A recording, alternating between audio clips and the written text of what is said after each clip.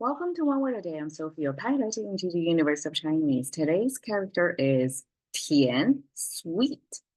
So we just had suan, sour. So how does Chinese express Tian, sweetness?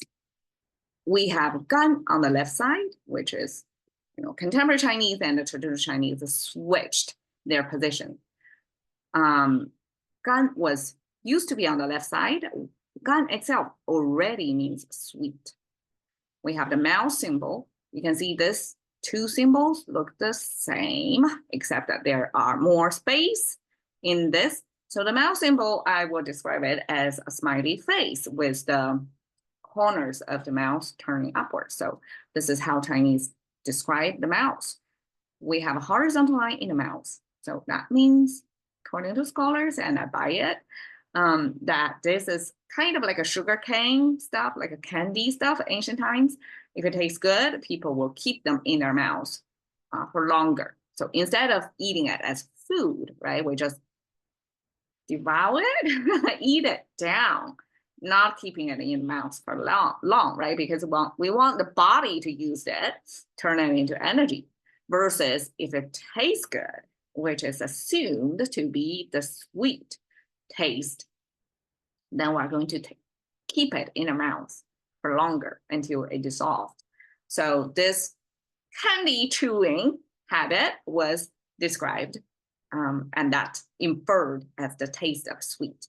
And we have the tongue symbol next to it. That means make your tongue taste sweet. So I wonder if the sense of taste in the mouth actually have serve different functions, like the different locations in your mouth have a different sensitivity to different types of taste, and the tongue is designated to taste sweetness. Could be, according to the Chinese character here.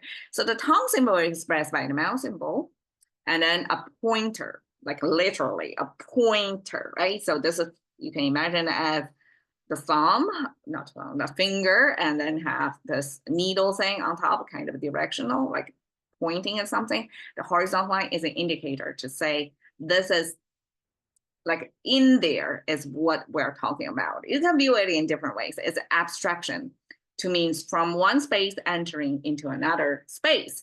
So this pointing toward this space means inside that space. Okay, inside the mouth. Chinese use, again, logic to deduce the tongue is inside the mouth because the tongue is kind of hard to capture its shape, right? And it's not visible to us. Like we don't really stick our tongue oftentimes, right? So that locational feature where it's located inside the mouth then would be the main way to describe mouth. Describe the tongue.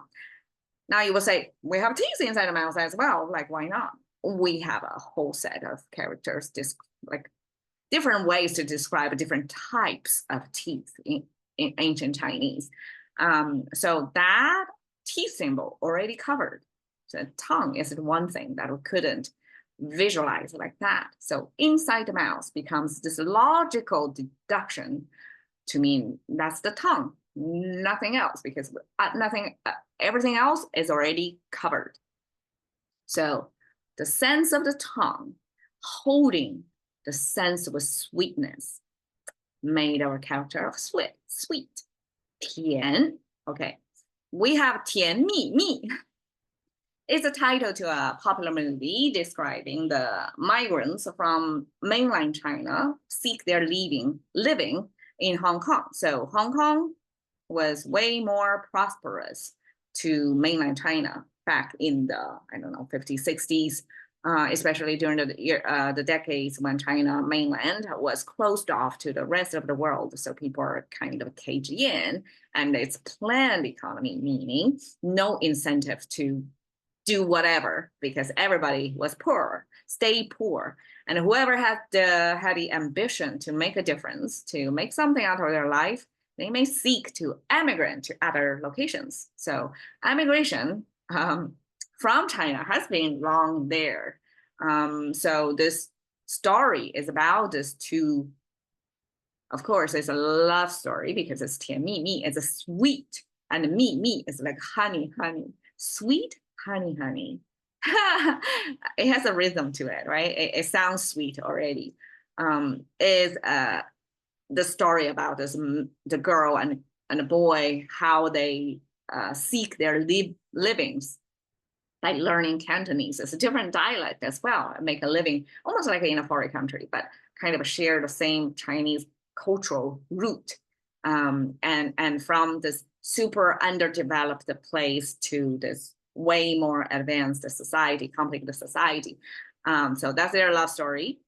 甜蜜蜜, 可咸可甜 describe the type of girl that can be sweet to you, but can be salty as well. So it's a new type of girl. It's not flat, one-dimensional anymore. It's not boxed into being a sweetheart. No, it is.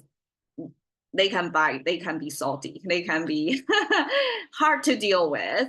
So that's the new, at least two-dimensional describing of a type of girl. Okay, 甜美, sweet and beautiful. That's a Chinese way to describe woman. So sweet and beautiful. I guess sweet is behavioral sweet, give you the sense of they are being sweet, similar to the English sense of sweet. And mei is pretty, beautiful. It's a visual. So they both look good and treat you well. So sounds like a winner, a keeper, right? 甜美. So that's the Chinese way to describe a sweet and beautiful woman, I guess. 美国甜心. American, so Chinese use beautiful, so I put 甜美. So you can see it's used to describe a beautiful country, which is American, United States, and 甜心, sweetheart. So Chinese just translate sweetheart in English into 甜心. And originally, because it was a translation, and probably at the beginning, people don't, who do not watch, who do not have English education, who do not watch Hollywood movies, they probably won't, read 甜心 as a translation. But eventually, because most college educated, English speaking Chinese young generations, they know exactly what sweetheart translated as 甜心 came from. So this 甜心almost incorporated into a more natural, localized Chinese vocabulary. And 美国甜心 is American sweetheart. All right, so that's 甜 for you. And I guess ice cream or popsicles is the classical sweetness. And there you go, sweet. Thank you for your time. See you another time.